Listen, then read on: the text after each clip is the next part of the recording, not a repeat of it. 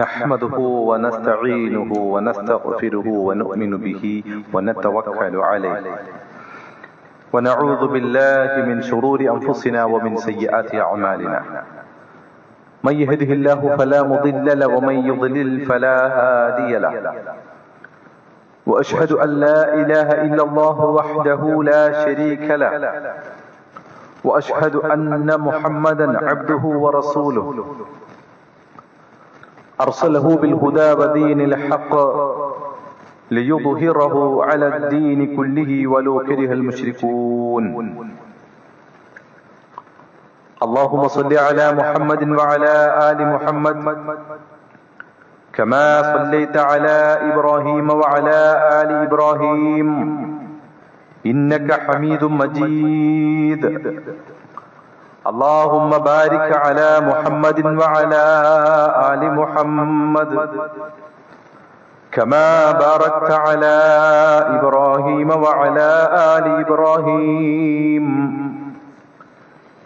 إنك حميد مجيد. اللهم بارك على محمد وعلى آل محمد كما باركت على إبراهيم وعلى آل إبراهيم إنك حميد مجيد. أما بعد فإن خير الكلام كلام الله وخير الحديث كتاب الله وخير الهدي هدي محمد صلى الله عليه وسلم وشر الأمور محدثاتها وكل محدثة بدعة وكل بدعة ضلالة وكل ضلالة في النار. أعوذ بالله من الشيطان الرجيم. بسم الله الرحمن الرحيم. يا أيها الذين آمنوا اتقوا الله حق تقاته ولا تموتن إلا وأنتم مسلمون.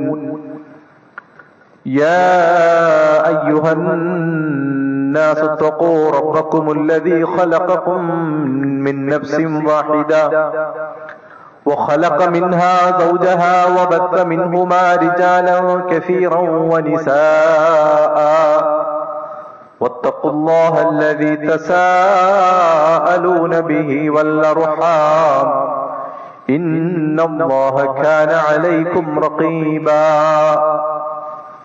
يا أيها الذين آمنوا اتقوا الله وقولوا قولا سديدا يصلح لكم أعمالكم ويغفر لكم ذنوبكم ومن يطع الله ورسوله فقد فاز فوزا عظيما. وقل لعبادي يقولوا التي هي أحسن إن الشيطان ينزغ بينهم إن الشيطان كان للإنسان عدوا مبينا.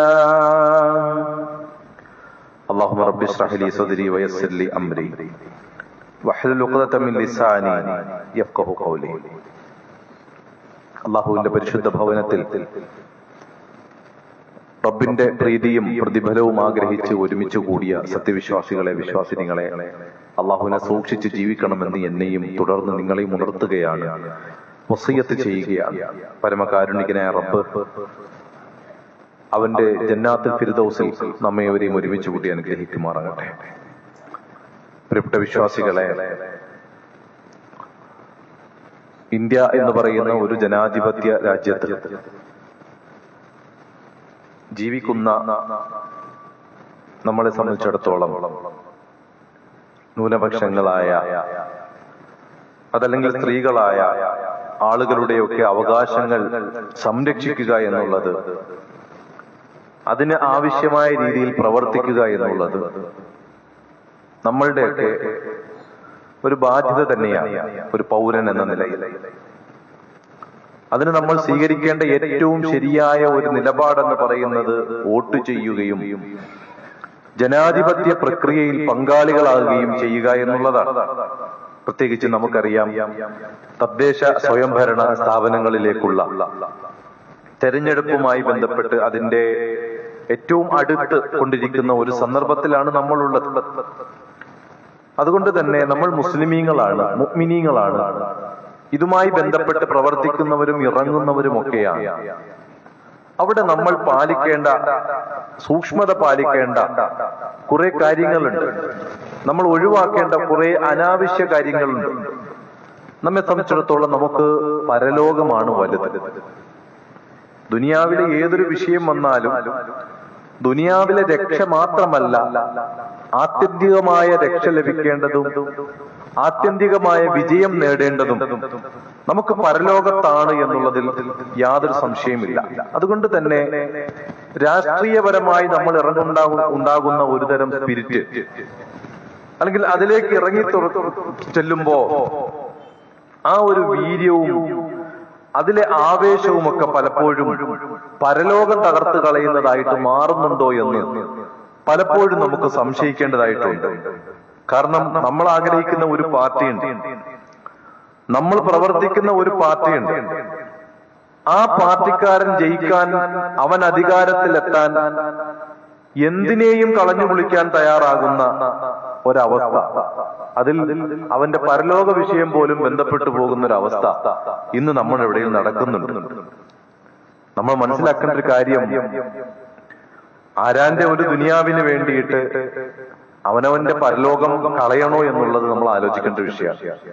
ഒന്ന് ദുനിയാവിന്റെ വിഷയമാണ്. അതിനുവേണ്ടി പ്രവർത്തിക്കുമ്പോൾ നമുക്ക് നഷ്ടപ്പെടുന്നത് ചിലപ്പോൾ പരലോകമായിരിക്കും. അതിൽ ഏറ്റവും പ്രധാനപ്പെട്ട ഒരു വിഷയം ഏഷണിയും പരദൂഷണവുമാണ്.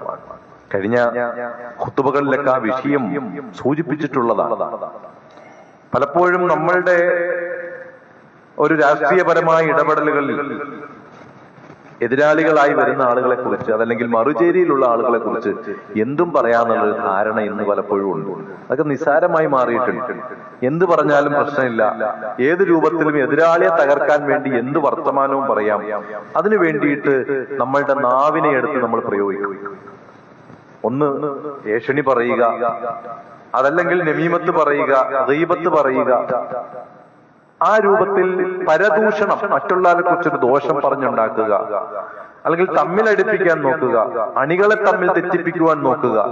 ഇത്തരത്തിലുള്ള കുറെ പരിപാടികൾ ഇതുമായി ബന്ധപ്പെട്ട്, എന്തിനേറെ ലൈംഗികപരമായ ആരോപണം വരെ നടത്തും. ഒരാളെ പരാജയപ്പെടുത്താൻ വേണ്ടി ലൈംഗികമായ ആരോപണം നടത്തും. അതുപോലെ സ്ത്രീകളെ കുറിച്ചുള്ള അപവാദം പറയുക. ഒരു സ്വാലിഹത്തായ അല്ലെങ്കിൽ പതിവ്രതയായ ഒരു പെണ്ണിനെ കുറിച്ചാണ് നമ്മൾ ആരോപണം നടത്തുന്നതെങ്കിൽ അത് വൻ പാപമാണെന്നാണ് ഇസ്ലാം പഠിപ്പിച്ചത്. പക്ഷെ അതൊന്നും നമ്മൾ ചിന്തിക്കാതെ ആ വിഷയത്തിൽ ഇറങ്ങിത്തിരിക്കുന്ന ആളുകളുണ്ട്. അതുകൊണ്ട് തന്നെ നമ്മളെ സംബന്ധിച്ചിടത്തോളം ഇപ്പം പ്രചരണം എന്ന് പറയുന്നതൊക്കെ കൂടുതലും സോഷ്യൽ മീഡിയ വഴിയാണ്. ഫേസ്ബുക്കിലൂടെയും വാട്സപ്പിലൂടെയും ഒക്കെയാണ് ഏറ്റവും വലിയ ഇത്തരത്തിലുള്ള പ്രചരണങ്ങൾ നടത്തുന്നത്. അതുകൊണ്ട് തന്നെ ഈ പരസ്പരം പറയൽ എന്നുള്ളതിൽ മാത്രമല്ല ഇത് ഒതുങ്ങി നിൽക്കുന്നത്, മറിച്ച് ഒരൊറ്റ ക്ലിക്കിലൂടെ ആയിരങ്ങളിലേക്ക് ഈ ആരോപണം പറത്താൻ ഒരു നിമിഷം മതി ഒരാൾക്ക്. ആയിരങ്ങളിലേക്കും പതിനായിരങ്ങളിലേക്കും ഈ പരദൂഷണങ്ങളാകട്ടെ, ഏഷണികളാകട്ടെ, തെറ്റായ ആരോപണങ്ങളാകട്ടെ, കളവുകളാകട്ടെ, ഇത് പറത്താൻ ഒരു താമസവുമില്ല. അതുകൊണ്ട് തന്നെ നന്നായി ആലോചിച്ചും ചിന്തിച്ചുമായിരിക്കണം ഓരോ പോസ്റ്റുകളും ഷെയർ ചെയ്യേണ്ടത്, മറ്റുള്ളവർക്ക് അയച്ചു കൊടുക്കേണ്ടത് എന്നുള്ളതൊക്കെ നമ്മൾ മനസ്സിലാക്കണം. കാരണം ഇസ്ലാം അത്യധികം വെറുക്കുകയും വളരെ ഗൗരവത്തിൽ പറഞ്ഞതുമാണ് ഏഷണിയും പരദൂഷണവും എന്നുള്ളത് നമുക്കറിയാം.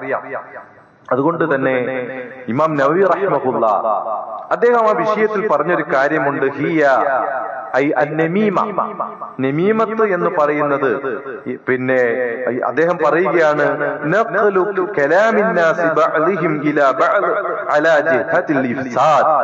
അതായത് ജനങ്ങളുടെ സംസാരം അവർക്കിടയിൽ കുഴപ്പമുണ്ടാക്കാനായി പരസ്പരം എത്തിക്കുന്ന പണിയാണ് നമീമത്ത് എന്ന് പറയുന്നത്. ജനങ്ങളുടെ ഇടയിൽ കുഴപ്പമുണ്ടാക്കുവാൻ വേണ്ടി പരസ്പരം അങ്ങോട്ടും ഇങ്ങോട്ടും കുഴപ്പമുണ്ടാക്കുന്ന വർത്തമാനങ്ങൾ നടത്തുക, അങ്ങനെ ഒരു കുഴപ്പം സൃഷ്ടിക്കുക, അതാണ് നമീമത്ത് എന്ന് പറയുന്നത്, ഏഷണി എന്ന് പറയുന്നത് എന്ന് അദ്ദേഹം വിശദീകരിക്കുന്നതായിട്ട് കാണാൻ സാധിക്കും. അതുമാത്രവുമല്ല, മഹാനായ അബൂ ഹുറൈറ റളിയല്ലാഹു അൻഹു പറയുകയാണ്, അന്ന നബിയ സല്ലല്ലാഹു അലൈഹി വസല്ലം ഖാല, ഖാൽ നബി സല്ലല്ലാഹു അലൈഹി വസല്ലം പറഞ്ഞു കഫാ ബിൽ മർഇ ഇസ്മൻ അൻ യുഹദ്ദിസ ബികുല്ലി മാ സമിഅ. ഒരു മനുഷ്യന് കളവ് രേഖപ്പെടുത്തുവാൻ അല്ലെങ്കിൽ ഒരാൾക്ക് ഒരു പാപമായിക്കൊണ്ട് ഒരു വൻപാപമായിക്കൊണ്ട് രേഖപ്പെടുത്തുവാൻ മതിയായ ഒരു കാര്യമാണെന്ത്? താൻ കേട്ടതെല്ലാം പറഞ്ഞു നടക്കുക എന്നുള്ളത്. ഒരാൾ എന്തെങ്കിലും പറഞ്ഞു, അതിനെക്കുറിച്ചൊന്നും യാഥാർത്ഥ്യം പഠിക്കുന്നില്ല, അത് യാഥാർത്ഥ്യം തിരക്കുന്നില്ല, അതിനെക്കുറിച്ച് അന്വേഷിക്കുന്നില്ല, അത് മറ്റൊരാൾക്ക് ഷെയർ ചെയ്യുന്നു, അത് മറ്റൊരാളിലേക്ക് പോകുന്നു. അങ്ങനെ നമ്മൾ പോലും അറിയാതെ നമ്മൾ ഷെയർ ചെയ്ത ഒരു ആരോപണം, ഒരു തിന്മ ഒരുപാട് ആളുകളിലേക്ക് വന്നു പോകുകയും പരക്കുകയും അതുവഴി പാപത്തിന്റെ അളവ് കൂടുകയും ചെയ്യുന്ന ഒരു അവസ്ഥ നമുക്ക് സംഭവിക്കും. അതുകൊണ്ട് തന്നെ നബി സല്ലല്ലാഹു അലൈഹി വസല്ലം ഈ രൂപത്തിൽ വളരെ ഗൗരവത്തിൽ ഓർമ്മപ്പെടുത്തിയ ഒരു കാര്യമാണിത്. അഫലാ ഉഖ്ബിറുക്കും ബിശറാരിക്കും. ഒരു ഹദീസിൽ നബി സല്ലല്ലാഹു അലൈഹി വസല്ലം പറഞ്ഞു, നിങ്ങളുടെ ഏറ്റവും മോശപ്പെട്ടവൻ ആരാണെന്ന് ഞാൻ നിങ്ങൾക്ക് അറിയിച്ചു തരട്ടെ. നിങ്ങളിൽ ഏറ്റവും ഷർറുള്ള, ഏറ്റവും മോശക്കാരനായ ആളുകൾ ആരാണെന്ന് അറിയിച്ചു തരട്ടെ. അത് അറിയിച്ചു തരാൻ വേണ്ടി പറഞ്ഞപ്പോൾ നബി സല്ലല്ലാഹു അലൈഹി വസല്ലം പറഞ്ഞു, അൽ മശ്ശാഊന ബിന്നമീമ. പരദൂഷണം പറഞ്ഞു നടക്കുന്നവന്, തമ്മിലടിപ്പിക്കുവാൻ വേണ്ടി പറഞ്ഞു നടക്കുന്നവന്, കുഴപ്പമുണ്ടാക്കുവാൻ വേണ്ടി പറഞ്ഞു നടക്കുന്നതാണ്. അൽ മുഫ്സിദൂന ബൈനൽ അഹിബ്ബ. അതുപോലെ തന്നെ സ്നേഹിക്കുന്നവർക്കിടയിൽ കുഴപ്പമുണ്ടാക്കുന്നവനാണ്. പരസ്പരം സ്നേഹമുള്ള ഇടയിൽ ആ സ്നേഹബന്ധത്തെ മുറിക്കുവാൻ വേണ്ടി, അത് കുടുംബമാകാം, സുഹൃത്ത് ബന്ധമാകാം, കച്ചവടത്തിലാകാം, ബിസിനസ്സിലാകാം, എവിടെയും ഒരു അടുപ്പമുണ്ടെങ്കിൽ അതിനെ മുറിക്കുക. അത് പിശാചിന്റെ പണിയാണ്. ഒരു സംഘമുണ്ടാകുമ്പോൾ, ഒരു കൂട്ടായ്മ ഉണ്ടാകുമ്പോൾ അതിനെ തകർക്കുക എന്നുള്ളത് അവന്റെ പണിയാണ്. അതേ പണിയെടുക്കുന്ന പൈശാചികമായ പ്രവർത്തി നടത്തുന്ന ആളുകൾ, അവർ നിങ്ങളുടെ കൂട്ടത്തിലെ ഏറ്റവും ഷർറുള്ള, ഏറ്റവും കുഴപ്പക്കാരായ ആളുകളാണെന്ന് പഠിപ്പിച്ചു. മൂന്നാമതായി കൊണ്ട് പറഞ്ഞു അൽ ബാഊനൽ ബുറാഅൽ അനസ്. അതുപോലെ തന്നെ നിരപരാധികളായ ആളുകളുടെ നാശം കൊതിക്കുകയും ചെയ്യുന്നവൻ. ഒരു പ്രശ്നം ഉണ്ടായിട്ടില്ല, പക്ഷെ അവനിക്ക് എന്തോ പറ്റുന്നില്ല, അവന്റെ മനസ്സിൽ ഉൾക്കൊള്ളാൻ പറ്റാത്തത് കൊണ്ട് തെറ്റുകാരൻ അല്ലെങ്കിൽ പോലും അവൻ നശിക്കണമെന്ന് വിചാരിക്കുക, അവൻ ഇല്ലാതാകണമെന്ന് വിചാരിക്കുക. ഈ രൂപത്തിലുള്ള തെറ്റുകൾ അത് ഏറ്റവും വലിയ ഷർറാണെന്ന് നബി സല്ലല്ലാഹു അലൈഹി വസല്ലം ഓർമ്മപ്പെടുത്തി. കഴിഞ്ഞ ഖുതുബകളിലൊക്കെ ഓതിയ ഒരു ആയത്ത് നമുക്കറിയാവുന്നതാണ്. യാ അയ്യുഹല്ലദീന ആമനു ജിതനിബു കസീറൻ മിനദ്ദന്നി ഇന്ന ബഅദദ്ദന്നി ഇസ്മ. ഊഹം, ആ ഊഹത്തിന്റെ വിഷയത്തിൽ നിങ്ങൾ സൂക്ഷ്മത പാലിക്കണം. കൂടുതലായിട്ടും അത് കളവായിരിക്കാം. ഇന്ന ബഅദദ്ദന്നി ഇസ്മ, അത് പാപമായിരിക്കും. അതുകൊണ്ട് തന്നെ തെറ്റായ ഊഹങ്ങളിലേക്ക് കടന്നു പോകുന്നത് വലിയ ഷർറാണെന്ന്, കുഴപ്പമാണെന്ന് നബി സല്ലല്ലാഹു അലൈഹി വസല്ലം പരിശുദ്ധ ഖുർആൻ ഓതിക്കൊണ്ട് ഓർമ്മപ്പെടുത്തുന്നുണ്ട്. അയുഹിബ്ബു അഹദുക്കും അയ്യഅകുല ലഹ്മ അഖീഹി മൈത. അത്തരത്തിൽ പരദൂഷണം പറയുന്ന, മറ്റൊരാളെ പച്ചയ്ക്ക് തിന്നുന്ന ആ സ്വഭാവം, അത് അല്ലാഹു തആല പറയാണ്, ഒരു മയ്യത്തായി കിടക്കുന്ന, ശവമായി കിടക്കുന്ന ഒരു മനുഷ്യന്റെ, ഒരു സഹോദരന്റെ മാംസം പച്ചയ്ക്ക് തിന്നാൻ നീ ഇഷ്ടപ്പെടുമോ എന്ന് ചോദിക്കുന്നുണ്ട്. അത്രയ്ക്കും വെറുക്കപ്പെടേണ്ട, അകറ്റി നിർത്തേണ്ട ഒന്നാണ് ആ ദുസ്വഭാവം എന്ന് നബി സല്ലല്ലാഹു അലൈഹി വസല്ലം നമുക്ക് ഓർമ്മപ്പെടുത്തുന്നത് കാണാൻ സാധിക്കും. അതുകൊണ്ട് ആ വിഷയത്തിൽ നമ്മൾ സൂക്ഷ്മത പാലിക്കണം പ്രിയമുള്ളവരെ. പ്രത്യേകിച്ചും ഈ പറയപ്പെടുന്ന ഇലക്ഷൻ കാലയളവിൽ അതുമായി ബന്ധപ്പെട്ട് അതിന്റെ പ്രവർത്തനങ്ങളുമായിട്ടൊക്കെ നമ്മൾ ഇറങ്ങുമ്പോ ആരാന്റെ ദുനിയാവിന് വേണ്ടി നമ്മളുടെ പരലോകം എന്ത് ചെയ്യണ്ട, നമ്മൾ നഷ്ടപ്പെടുത്തണ്ട എന്നുള്ളത് നമ്മൾ പ്രത്യേകമായിട്ട് ഓർത്തിരിക്കേണ്ട ഒരു കാര്യമാണ്.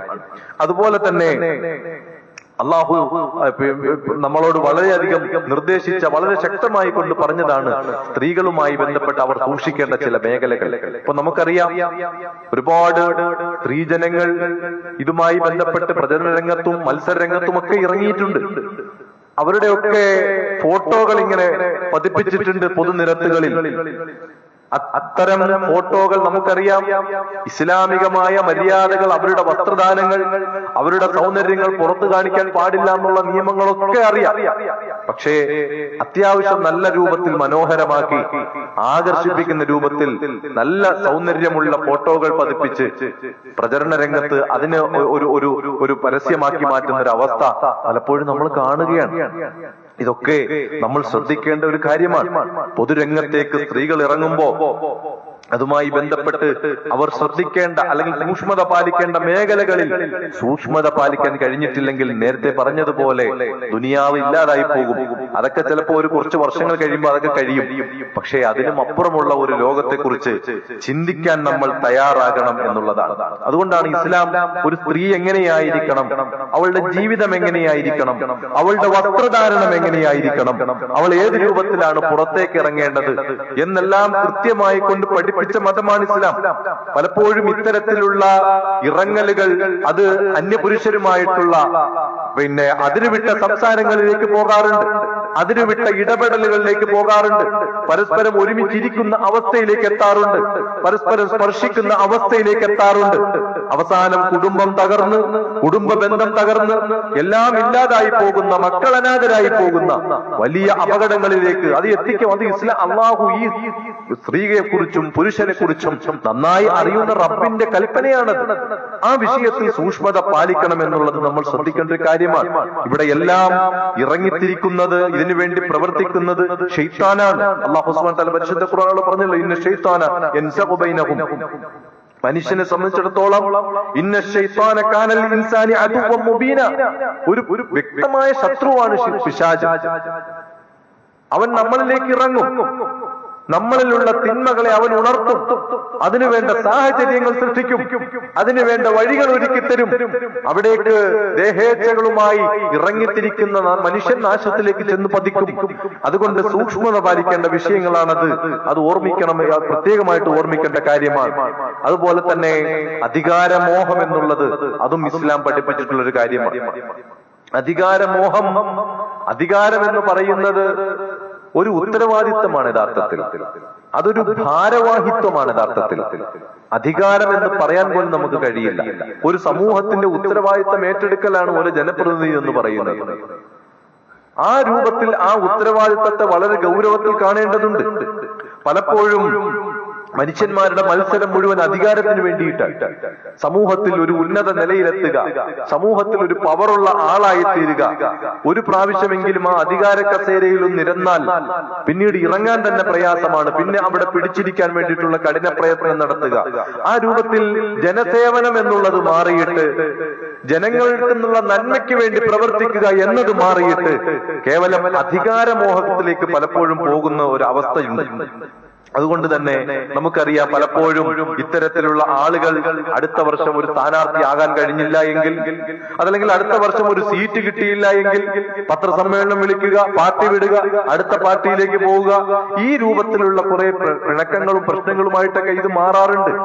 യഥാർത്ഥത്തിൽ ഇസ്ലാം ആ വിഷയത്തിൽ പഠിപ്പിക്കുന്നതൊക്കെ എത്രയോ കൃത്യമായ മര്യാദകളാണ്. അധികാരം ചോദിച്ചു വാങ്ങാൻ പാടില്ല എന്നാണ്. അധികാരം വരുന്നതിനെ പേടിച്ചിരുന്നു എന്നാണ്. ഉമർ റളിയല്ലാഹു അൻഹുവും അബൂബക്കർ സിദ്ദീഖ് റളിയല്ലാഹു അൻഹുവും അടങ്ങുന്ന സ്വഹാബി ശ്രേഷ്ഠരിൽ അധികവും അധികാരം വരുന്നതിനെ ഒരു ഭാരമായിട്ട് കണ്ടു. അതിനെ വഹിക്കുന്നതിനെ അവർ പേടിച്ചു.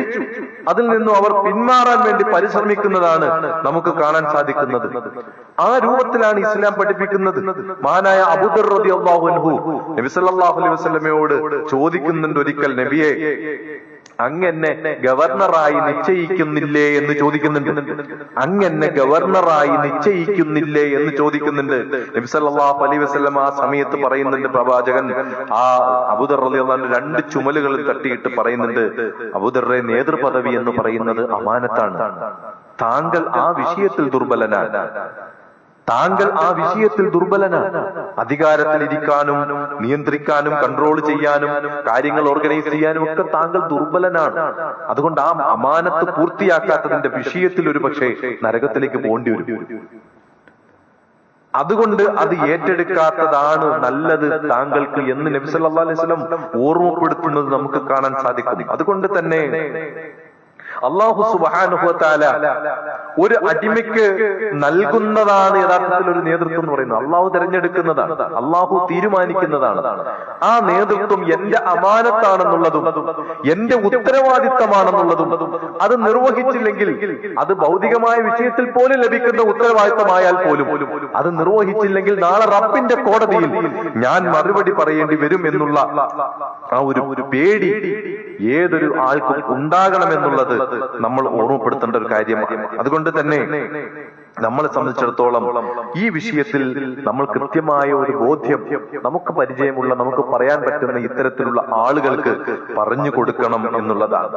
അത് മാത്രവുമല്ല, നമ്മളെ സംബന്ധിച്ചിടത്തോളം നമുക്ക് ഒരു അധികാരി ആവാൻ കഴിയുക എന്നുള്ളത്, ഒരു ജനപ്രതിനിധി ആകാൻ കഴിയുക എന്നുള്ളത് നമ്മളെ സംബന്ധിച്ചിടത്തോളം നമ്മളൊരു നല്ല വിശ്വാസിയാണെങ്കിൽ, ലോകമാന്യത തൊട്ടു തീണ്ടിയിട്ടില്ലാത്ത ഒരു വ്യക്തിയാണെങ്കിൽ, സമൂഹത്തിൽ എന്തെങ്കിലുമൊക്കെ ചെയ്യുമ്പോൾ ആളുകൾ എന്നെ കുറിച്ചൊന്ന് പൊക്കി പറയട്ടെ, ഞാനൊരു വലിയ ആളാണെന്ന് പറയട്ടെ, ഒരു സാമൂഹ്യ സ്നേഹിയാണെന്ന് പറയട്ടെ എന്ന ചിന്തയൊന്നും ഇല്ല എങ്കിൽ ഓരോ പ്രവർത്തനത്തിനും പുണ്യമുണ്ട്. ഓരോ പ്രവർത്തനത്തിനും പുണ്യമുണ്ട്.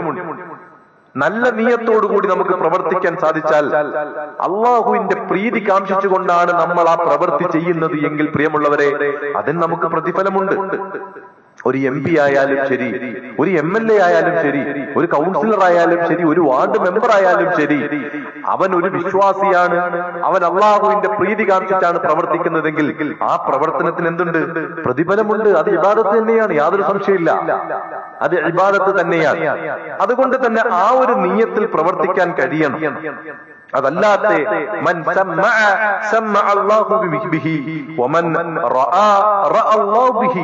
ഒരു ഹദീസിൽ പറഞ്ഞതാണ്, ആരെയെങ്കിലും കേൾപ്പിക്കാൻ വേണ്ടി, ആരുടെയെങ്കിലും ഒക്കെ കേൾവിയിൽ പിന്നെ തന്റെ ഒരു പ്രശസ്തി ഉണ്ടാകുവാൻ വേണ്ടിയാണ് ചെയ്യുന്നതെങ്കിൽ അവൻ ആ പ്രശസ്തി കിട്ടും.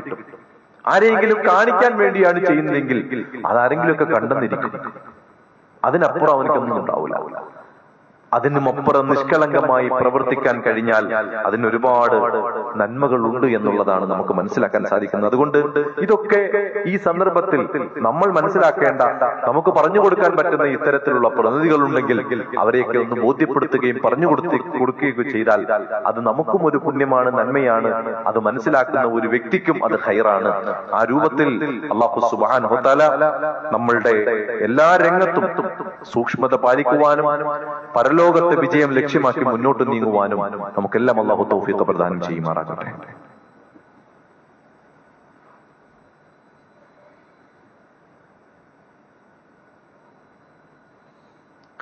അൽഹംദുലില്ലാഹ് ഹംദൻ കസീറൻ തയ്യിബൻ മുബാറകൻ ഫീഹി അസ്സലാത്തു വസ്സലാമു അലാ അശ്റഫിൽ അംബിയാഇ വൽ മുർസലീൻ വഅലാ ആലിഹി വസഹ്ബിഹി അജ്മഈൻ അമ്മാ ബഅദ് തഖുല്ലാഹ യാ ഇബാദല്ലാഹ്. അള്ളാഹുവിനെ സൂക്ഷിച്ച് ജീവിക്കണമെന്ന് ഒരിക്കൽ കൂടി ഉണർത്തുകയാണ്, വസിയ്യത്ത് ചെയ്യുകയാണ്. പ്രിയപ്പെട്ട വിശ്വാസികളെ, ഒരു തെരഞ്ഞെടുപ്പ് കാലത്ത് വിശ്വാസി എന്ന നിലയിൽ നമ്മൾ മനസ്സിലാക്കേണ്ട ചില കാര്യങ്ങളാണ് ഓർമ്മപ്പെടുത്തുന്നത്. ഇതുമായി ബന്ധപ്പെട്ട് മനസ്സിലാക്കേണ്ട മറ്റൊരു കാര്യം, പൊള്ളയായ വാഗ്ദാനങ്ങൾ നൽകുക എന്നുള്ളത് ഈ രാഷ്ട്രീയവുമായി ബന്ധപ്പെട്ട് അല്ലെങ്കിൽ തെരഞ്ഞെടുപ്പുമായി ബന്ധപ്പെട്ട് നമ്മൾ കേൾക്കുന്ന ഒരു വലിയ വാർത്തയാണ്.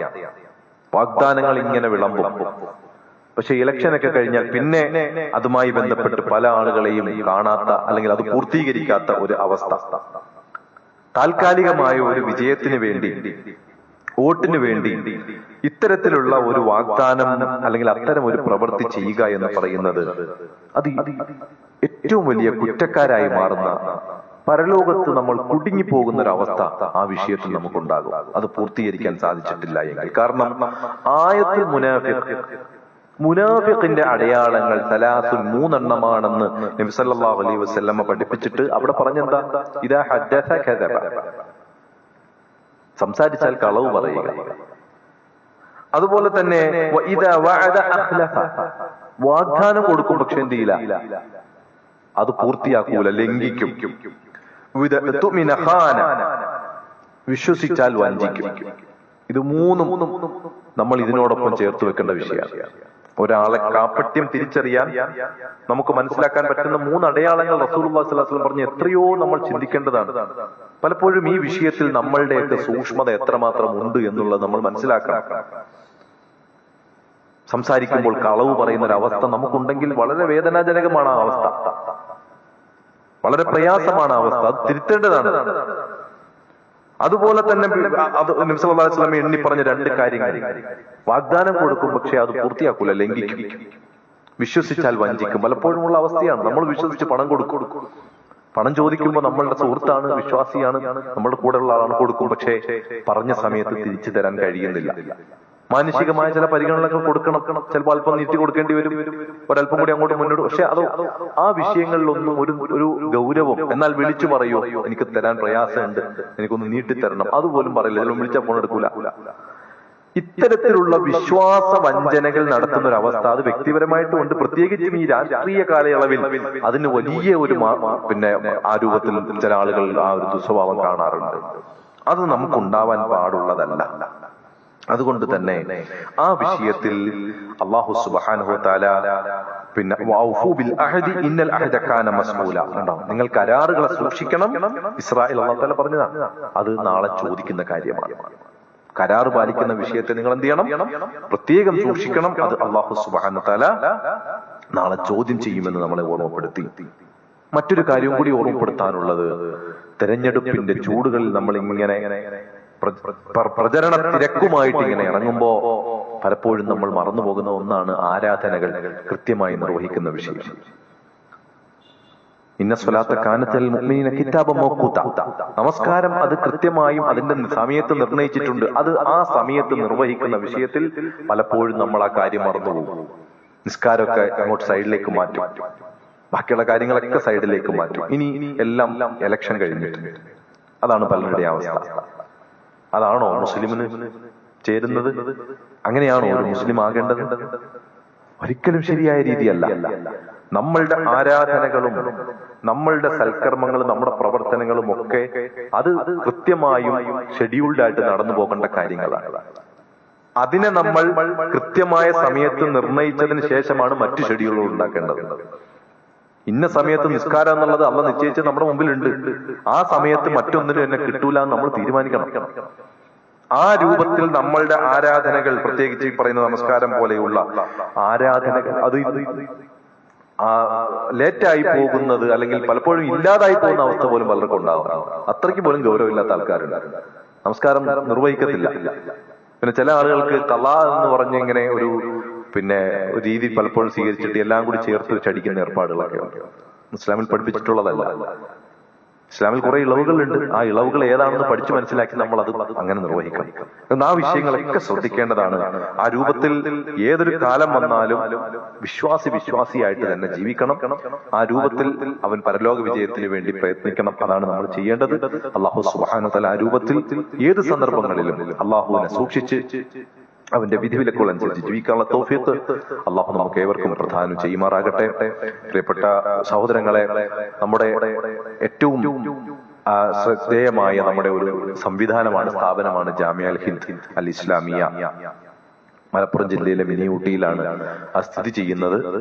നൂറുകണക്കിന് വിദ്യാർത്ഥികൾ, വ്യത്യസ്ത മേഖലകൾ, പെൺകുട്ടികൾക്ക് വേറെ സ്ഥാപനം, ആൺകുട്ടികൾക്ക് അതുപോലെ ഹിഫ്ള്, ഉന്നത പഠനങ്ങൾ, ദൗറയും ദഅവത്തും ഒക്കെ ആയിട്ട് ഒരു വലിയ സംവിധാനമായി പ്രവർത്തിക്കുന്ന ഒരു സ്ഥാപനമാണ് ജാമിഅ അൽ ഹിന്ദ്. ആ സ്ഥാപനത്തിന്റെ കലണ്ടർ എല്ലാ വർഷവും അവർ പുറത്തിറക്കാറുണ്ട്. അൽഹംദുലില്ലാ, നമ്മളുടെ ഈ പള്ളിയിലേക്ക് അവരുടെ കലണ്ടർ ഇവിടെ എത്തിച്ചേർന്നിട്ടുണ്ട്. എല്ലാവരും ആ കലണ്ടർ വാങ്ങണം. അതിന്റെ തുക നിശ്ചയിച്ചിട്ടുണ്ട്. 30 രൂപയാണ് ഒരു കലണ്ടറിന്റെ തുക. ഇൻഷാ അല്ലാഹ് നിങ്ങൾ എല്ലാവരും ആ കലണ്ടർ വാങ്ങുകയും അത് നമ്മൾ ഉപയോഗപ്പെടുത്തുകയും ചെയ്യണം. അതിൽ നമുക്ക് മനസ്സിലാക്കാനുള്ള കുറെ കാര്യങ്ങളൊക്കെ ഉൾപ്പെടുത്തിക്കൊണ്ടുള്ള ഒരു കലണ്ടറാണ്. അപ്പൊ ഇൻഷാ അല്ലാഹ് അതുകൂടി കൂട്ടത്തിൽ ഓർമ്മപ്പെടുത്തുകയാണ്. അല്ലാഹു സുബ്ഹാനഹു വ തആല ദീനി രംഗത്ത്, ദഅവാ രംഗത്ത് ശക്തമായി പ്രവർത്തിക്കാൻ അല്ലാഹു നമുക്ക് തൗഫീഖ് പ്രദാനം ചെയ്യുമാറാകട്ടെ. സമൂഹത്തിന് നന്മ ചെയ്യുന്ന, മറ്റുള്ളവർക്ക് സേവനം ചെയ്യുന്ന ഒരു മനോഭാവം, ഒരു മനസ്സ് അല്ലാഹു നമുക്കെല്ലാം പ്രദാനം ചെയ്യുമാറാകട്ടെ. നമ്മുടെ ചെറുതും വലുതുമായ എല്ലാ സൽക്കർമ്മങ്ങളും അല്ലാഹുവേ നീ ഞങ്ങളിൽ നിന്നും സ്വീകരിക്കണമേ റഹ്മാനെ. അല്ലാഹു, ലോകത്തിന്റെ നാനാഭാഗങ്ങളിൽ പലവിധ പരീക്ഷണങ്ങളിൽ, പ്രയാസങ്ങളിൽ കഴിയുന്ന ഞങ്ങളുടെ സഹോദരങ്ങളുണ്ട്. അവർക്കൊക്കെ നീ നിർഭയത്വവും സമാധാനവും സുരക്ഷിതത്വവും പ്രദാനം ചെയ്യണമേ റഹ്മാനെ. അല്ലാഹു, രോഗങ്ങൾ കൊണ്ട് പ്രയാസപ്പെടുന്ന, വാർദ്ധക്യ സഹജമായ ബുദ്ധിമുട്ടുകൾ അനുഭവിക്കുന്ന ധാരാളം ഉമ്മമാർ, ഉപ്പമാർ, സഹോദരങ്ങളൊക്കെ ഞങ്ങളുടെ ഇടയിലുണ്ട്. അവർക്കൊക്കെ നീ സൗഖ്യം പ്രദാനം ചെയ്യണേ അല്ലാഹ്. അവർക്കെല്ലാം നീ ആശ്വാസം പ്രദാനം ചെയ്യണമേ റഹ്മാനെ. അല്ലാഹു, രോഗങ്ങൾ കൊണ്ട് പ്രയാസപ്പെടുന്നവരുടെ രോഗങ്ങൾ നീ ശിഫയാക്കി കൊടുക്കണേ അല്ലാഹ്. ഞങ്ങളുടെ മക്കളിൽ, ഞങ്ങളുടെ ഇണകളിൽ, ഞങ്ങളുടെ ഉപജീവന മാർഗങ്ങളിൽ, ഞങ്ങളുടെ കച്ചവടങ്ങളിൽ നീ എല്ലാവിധ ഖൈറും ബർക്കത്തും പ്രദാനം ചെയ്യണമേ റഹ്മാനെ. അല്ലാഹു, ഈമാനോടുകൂടി, ഇഖ്ലാസോടുകൂടി, മുഅ്മിനായി ഈ ലോകത്ത് നിന്നും വിട പറയാനുള്ള തൗഫീഖ് ഞങ്ങൾക്ക് നീ പ്രദാനം ചെയ്യണേ അല്ലാഹ്. സ്വർഗത്തിലേക്കും നരകത്തിലേക്കും രണ്ട് കൂട്ടരെ നീ പറഞ്ഞേക്കുമ്പോൾ സ്വർഗത്തിന്റെ ഉന്നത തലങ്ങളിൽ സന്തോഷത്തോടെ കടന്നു പോകുന്ന സത്യവിശ്വാസികളിൽ നീ ഞങ്ങളെവരെയും ഉൾപ്പെടുത്തി അനുഗ്രഹിക്കണമേ റഹ്മാനെ. ഞങ്ങളുടെ ഓരോ സൽക്കർമ്മങ്ങളും നീ സ്വീകരിക്കണേ അല്ലാഹ്. اللهم اغفر للمؤمنين والمؤمنات والمسلمين والمسلمات الأحياء منهم والأموات. ربنا آتنا في الدنيا حسنة وفي الآخرة حسنة وقنا عذاب النار. ربنا ظلمنا أنفسنا وإن لم تغفر لنا وترحمنا لنكونن من الخاسرين. اللهم يا مقلب القلوب ثبت قلوبنا على دينك. ربنا تقبل منا إنك أنت السميع العليم وتب علينا إنك أنت التواب الرحيم. آمين برحمتك يا أرحم الراحمين. وصلى الله وسلم على نبينا محمد وعلى آله